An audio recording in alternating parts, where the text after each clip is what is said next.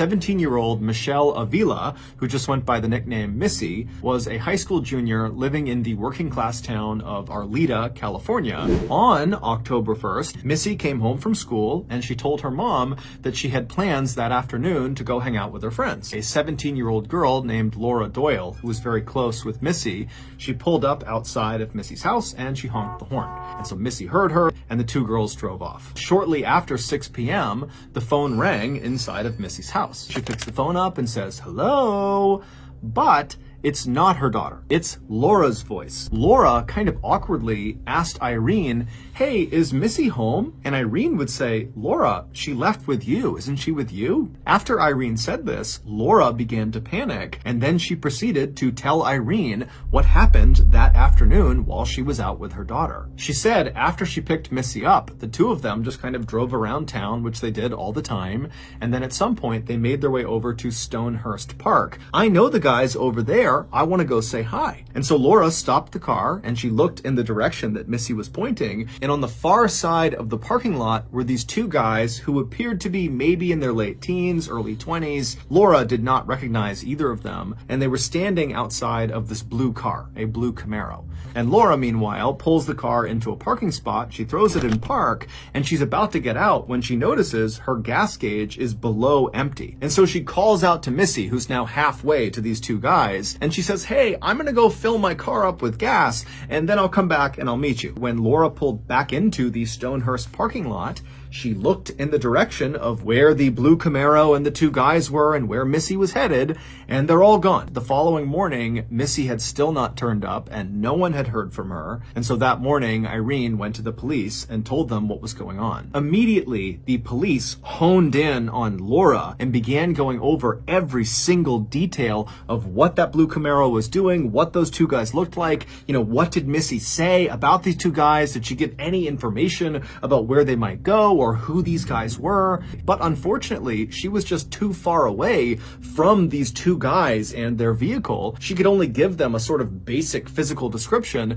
which Laura even admitted was not very accurate. But then on October 4th, just 3 days after Missy went missing, Missy would be found. However, it would take investigators another 3 years to finally make sense of what actually happened to her. Based on eyewitness testimony, here is a recreation of what happened to Missy on the day she vanished. On that day, which was Tuesday, October 1st, 1985, Missy came back from school. She told her mother she wanted to go out and hang out with her friends. Her mother told her, "Okay, be home by 6. And then a couple of minutes later, Laura pulled up outside and honked the horn, and Missy ran outside, hopped in the car, and they drove off. Now, to understand what happens next, you need some context. Missy had two best friends. One of them was 17-year-old Laura Doyle, who she was with, and the other was another 17-year-old girl named Karen Severson. A month earlier in September, the trio had had a falling out because a month earlier, another rumor about Missy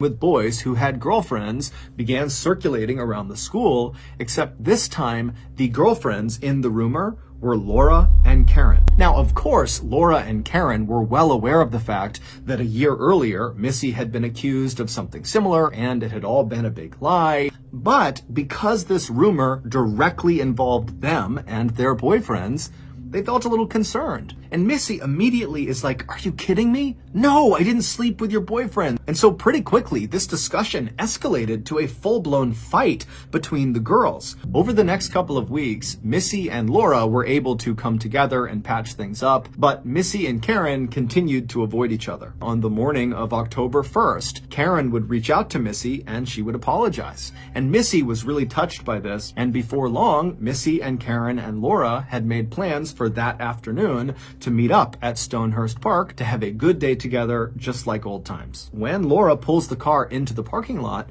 they look around and Karen is not there. And the blue Camaro and those two guys standing around it on the far side of the parking lot, they weren't there either. because Laura had made up the blue Camaro and those two guys. They never existed. That was all just a big cover-up for what happens next. Karen came flying into the parking lot and came to a screeching stop right up alongside Laura's car. And in Karen's car, in the passenger seat, was a terrified-looking 17-year-old named Eva Cherambolo, who was friends with all three of the girls, and Karen begins yelling at Eva to roll her window down. And so Eva rolls her window down, and Laura and Missy are looking over in absolute astonishment. And then once the window is down on Eva's side, Karen begins screaming across Eva out the window at the car that Laura and Missy are in. And so Laura and Missy exchange totally confused looks, and then Laura rolls her window down, and suddenly Laura and Missy can hear what Karen is yelling. And Karen is hurling the most vile and horrible insults at Laura, not at Missy. Laura just turns and begins hurling insults back at Karen. Missy and Eva are just sitting in their respective passenger seats, having no clue what's going on. Karen put her car back in drive and sped right out of the parking lot. Laura had sped out of the parking lot after Karen. And for the next 45 minutes, Karen and Laura drove like absolute maniacs north of the city up into the mountains. Finally, after this 45-minute white-knuckle insane drive along these mountain roads came to an end when the road they were on kind of funneled them into this dirt parking lot in the middle of this huge forest. And as soon as the two cars were stopped, both drivers hopped out and were immediately in each other's faces, shoving each other, screaming at each other, just continuing this awful fight. And so Missy decides she's going to get out and try to separate them. And so she begins to open her car door, and the second she does, both Karen and Laura, who were maybe 5 or 6 feet away from her car door, they both immediately stop fighting. Both girls simultaneously turn and look at Missy. And before Missy could say or do anything, Karen and Laura ran over and positioned themselves right outside of Missy's door. You know, this whole thing was a joke. Me and Laura, we weren't actually fighting. We're not mad at each other, but we are mad at someone. We're mad at you. And then Karen and Laura would reach down and pull Missy out of the car, and they would slam her back up against the side of Laura's car. And then Laura and Karen pressed up against her and began screaming at Missy that she had with their boyfriends, and they knew it. And this whole time, Missy is trying to tell them, no, I did not with your boyfriends. I don't know what's going on. And as soon as this happened, Karen and Laura, they grabbed Missy and they began pushing her away from the car towards a trail that led into the forest. And as this is happening, Eva, who had been sitting in the car the whole time, she finally got out and kind of walked up behind the group, but didn't participate. She just walked along behind them. And the two girls ordered Missy to keep following them into the woods. Once they stopped and Missy looked up at Laura, Laura wound up and decked Missy right in the face. And as soon as she hit Missy, Karen immediately jumped in. And before long, Missy was on the ground getting punched and kicked and stomped on by Laura and Karen. Laura and Karen stopped and just stood up and looked down at Missy, who was now in the fetal position just crying to herself. But Laura and Karen were not done. They got out restraints and they tied Missy's hands behind her back and they gagged her mouth. Karen, who was standing next to her, hauled her up and then pushed her down the hill. And before Missy can get up, Karen and Laura had descended on her, they'd grabbed her by the shoulders, and they began dragging her out into the water. And so Eva, who's watching this happen, again does nothing and just turns around and begins running down the trail back towards the cars. When she gets to the cars, she discovers they are both locked, so she can't go anywhere, and she was too far away from anywhere to walk, and so her only choice was just to go back down the trail to where her friends were. And so Eva goes back to this trail and she begins walking in the direction of the stream, and as she's walking, before she can see any of the girls, she hears a terrifying, blood-curdling scream coming from somewhere deep in the forest. And Eva was so terrified that she stopped where she was, she turned around, and she ran back to the cars. Karen and Laura suddenly emerged from the trailhead, soaking wet and laughing.